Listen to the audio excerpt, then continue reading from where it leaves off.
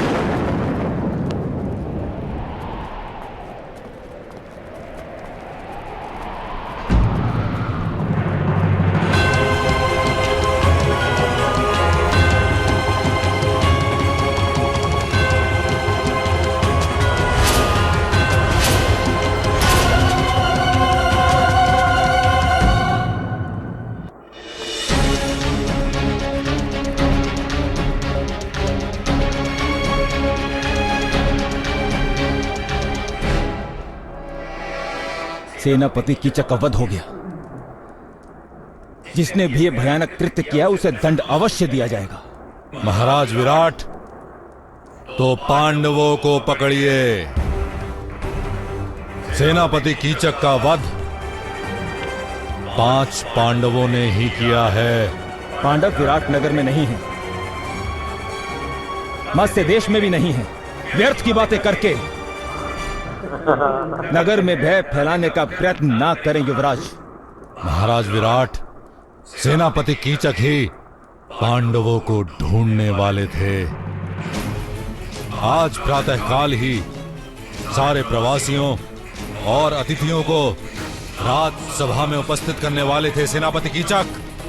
इनकी हत्या से सिद्ध हो गया कि हस्तिनापुर के अपराधी आपके राज्य में ही हैं। महाराज विराट, हम तो केवल अपने अपराधियों को आपके नगर में ढूंढने की अनुमति मांग रहे हैं। असंभव। मैंने आपको ऐसा कोई वचन नहीं दिया। जिसने दिया है उसकी मृत्यु हो गई है, उसके साथ उसके वचन की भी मृत्यु हो गई है। अर्थात आपने पांडवों का पक्ष ले लिया महाराज। किंतु आप भूल गए, जो शमशान के पास घर बनाता है उसके भोजन में चिता की राख अवश्य गिरती है। पांडवों का पक्ष लिया है तो उसका परिणाम भी भुगतना होगा। आपके कहने की क्या इच्छा है गांधार राज, ये हम नहीं जानते। किंतु मेरा क्रोध सीमा पार कर ले, इससे पहले आप लोग यहां से चले जाएं। सैनिकों, इन तीनों को नगर के बाहर छोड़ के आओ। महाराज विराट, आपके दुर्ग का एक एक पत्थर टूटेगा। आपके राष्ट्र का एक एक प्रजाजन विषम मृत्यु को प्राप्त करेगा। आपकी आंखों के सामने आपकी संतानों का वध करूंगा मैं। पांडवों से कहिए, यदि सामर्थ्य है तो आपके रक्षण के लिए सज्ज रहें। शीघ्र ही हस्तिनापुर की सेना विराट के आंगन में होगी। विराट के आंगन में होगी।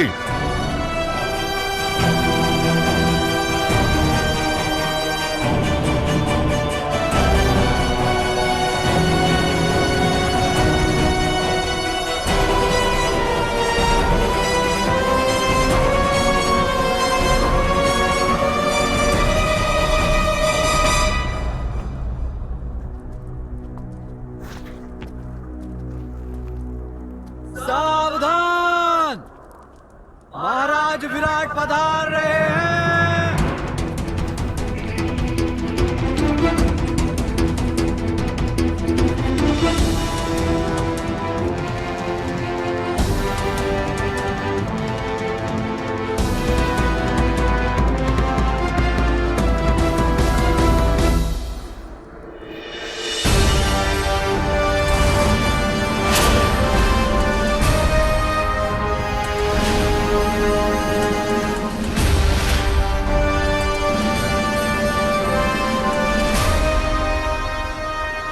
महाराज, मोती की रक्षा करने वाले सीप का भीतरी भाग वास्तव में मोती से भी अधिक चमकता है। वैसे ही आपका अंतर्मन धर्म के प्रकाश से उज्जवल है। मेरे धर्म जानने का गर्व आज आपने उतार दिया महाराज। सम्राट युधिष्ठिर, आप जब विराट पधारे तभी हमने आपको गुप्त रखने और रक्षण देने का वचन दिया था, किंतु मेरा परामर्श है कि अब आपका विराट नगर का त्याग करके चले जाना उचित है। दुर्योधन नगर के बाहर अपनी सेना की प्रतीक्षा कर रहा होगा और शीघ्र ही हस्तिनापुर हम पर आक्रमण करेगा।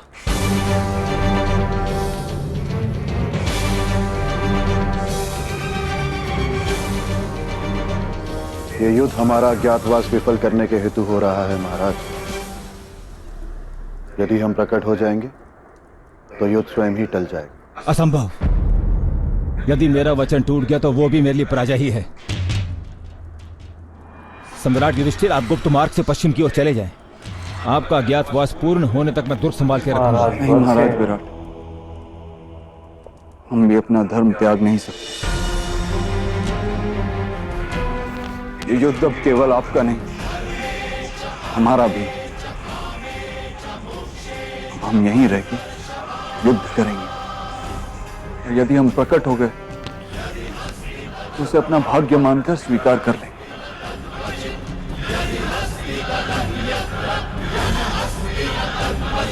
यदि हम प्रकट हो गए तो उसे अपना भाग्य मानकर स्वीकार कर लेंगे। मेरा मानना है कि जिस दिन कुरु सेना विराट नगर के बाहर आएगी वो दिन हमारे अज्ञातवास का अंतिम दिन होगा। हम गुप्त वेश में ही युद्ध करते रहेंगे। केवल 4 पहर दुर्योधन हमें नहीं जान सका तो विजय हमारी होगी। असंभव, ये युद्ध नहीं हो सकता। मत्स्य देश में हस्तिनापुर के युवराज का भीषण अपमान हुआ है पितामह, और आप कह रहे हैं कि युद्ध नहीं हो सकता है। आवाहन के बिना देवता कभी भी यज्ञ में प्रवेश नहीं करते पुत्र। कोई भी राजा अथवा युवराज बिना निमंत्रण के किसी दूसरे राज्य में प्रवेश नहीं करता। आपने मत्स्य देश में प्रवास ही क्यों किया युवराज? हमें विराट नगर के सेनापति कीचक ने निमंत्रण दिया था महामंत्री। विराट के महाराज को हमारा अपमान करने का कोई अधिकार नहीं था। यदि ऐसा है तो महाराज विराट हस्तिनापुर आकर क्षमा मांग लेंगे। यदि वो क्षमा नहीं मांगते तब हम उनके साथ युद्ध करेंगे।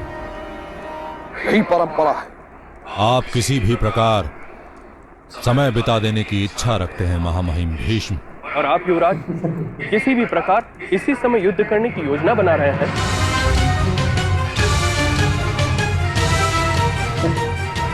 महाराज, इस युद्ध का परिणाम भयानक आ सकता है।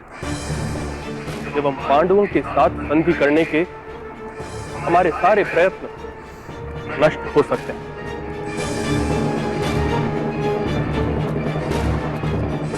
क्या आपको पांडवों से भय है महामंत्री, या फिर पांडवों के प्रति पक्षपात है आपको? किस राज्य का महामंत्री अपने राज्य के अपमान को सह लेने का परामर्श देता है? यह केवल मेरा अपमान नहीं है, आप सबका अपमान है।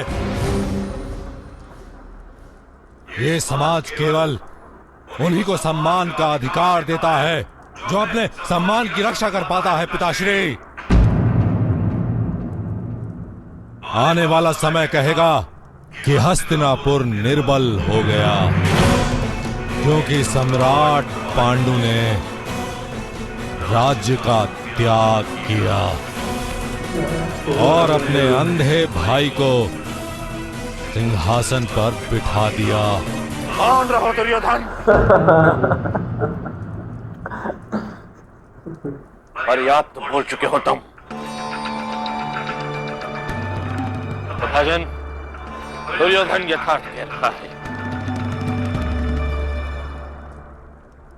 युद्ध तो अवश्य होना ही चाहिए महामहिम।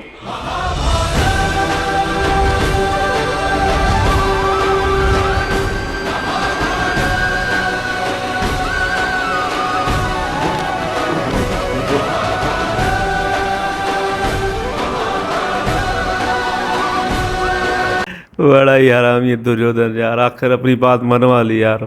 मतलब इसे अपने सम्मान की परवाह है। कमीने, जब तुझे दूसरों का सम्मान नहीं करना आता तो खुद के सम्मान की बात क्यों करता है? तुमने तो द्रौपदी जी के साथ जो किया है वो अभी तक हम नहीं भूल पा रहे, और अभी तुम अपने सम्मान की बात करते हो। ये सब जानते हैं कि अपने सम्मान की आड़ में तुम पांडवों से बदला लेना चाहते हो, बाकी तुम्हें सम्मान वमान कोई चिंता ही नहीं है।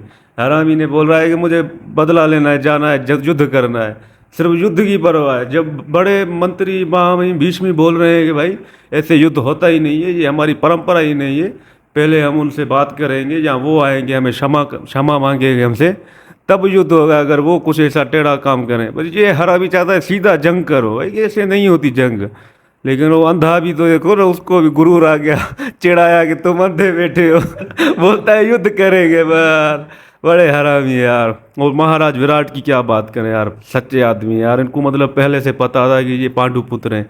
बहुत अच्छा लगा जब उन्होंने बोला मुझे अपने वचन पे चलना है। भाई क्या बात। बड़ा खुश हो गया महाराज विराट ने, भाई दिल खुश कर दिया। मैं भी सोच रहा था भाई साहब 13 साल इन्होंने इधर रह रहे, किसी को पता ही नहीं, पर भाई महाराजा का ही साथ है, इनको सपोर्ट है। भाई साहब जिंदाबाद, दिल मेरा जीत लिया आज। ये एक वचन के लिए देखो ना ये क्या काम करते हैं, और ये कमीने भाई वचन को भी अभी भूल जाते हैं। कह रहे हैं कि हमें कीचड़ ने भाई वो निमंत्रण दिया था कि आओ, हरामी वो मर गया, झूठ बोल रहे हैं उसके मौत में भी। नहीं, बड़े कमीने लोग ये शकुनी, पहले तो हाथ जोड़ता है कि नहीं मानता तो फिर अपनी हैसियत दिखा देता है। ये बड़े कमीने लोग हैं। ऊपर से ये धृतराज थे, मुझे लगा बड़ा अच्छा है यार, अभी आवाज़ उठा रहा है भाई, फिर वह कह रहा है कि मैं यार युद्ध तो होगा यार। एकदम से ये कमीने नहीं सुधरेंगे ये। इनको महाराज भीष्म जी भी कह रहे हैं कि भाई ऐसे नहीं युद्ध होगा, थोड़ा सब्र करो, मैं उससे माफ़ी मंगवाता हूँ तो ठीक हो जाएगा। नहीं भाई, ये आप सबकी बेइज्जती हो गई है यार, बड़े नहीं कमीने हो। हम इतना गुस्सा आता है ना आपकी हरकतों पर। हाँ भाई, महाराज विराट ने तो बड़ा साथ दिया है पांडव पुत्रों का, उसको तो पता भी है। महाराज एक काम करते ना, इन तीनों को इधर ही मरवा देते ना, तो ये बात इधर ही खत्म हो जाती, इनको इधर ही इन कमीनों का वध हो जाता ना। बाकी हमने महाभीष्म बड़ा देखा बड़े दिनों के बाद, वो भी बोला ऐसा युद्ध नहीं होता है। नहीं, वो अंधा आ जाता ना, कुत्ते की तरह भौंक रहा है, भाई हमारा ये निर्मल हो गया है, वध करो। ये दुर्योधन वाले तो अधर्मियों की टोली है, ये तो चाहते हैं युद्ध हो जाए, ये तो हरामी है, ये तो नपुंसक की औलाद। नहीं, अगर मैं चाहता हूँ ना, अगर ये पांडु पुत्र ना शकुनी को गला काट दे ना, ये इनकी आधी समस्या इधर ही खत्म हो जाए। जैसे कीचक मर गया तो देखो महाराज विराट में भी दम आया, उसने भी इकरार किया कि भाई मैं तुम्हारा साथ दूंगा। यहाँ पे शकुनी मर जाए ना, वो भांजे उसके चेले वो वैसे ही चुप हो जाएंगे, उनको समझ ही नहीं आएगा क्या करें। पर ये हरामी से बैठ के ऐसे से कर रहा है, हरामी है, बड़ी प्लानिंग है इसकी। देखते हैं अभी नेक्स्ट एपिसोड में क्या होता है, तो मिलेंगे नेक्स्ट।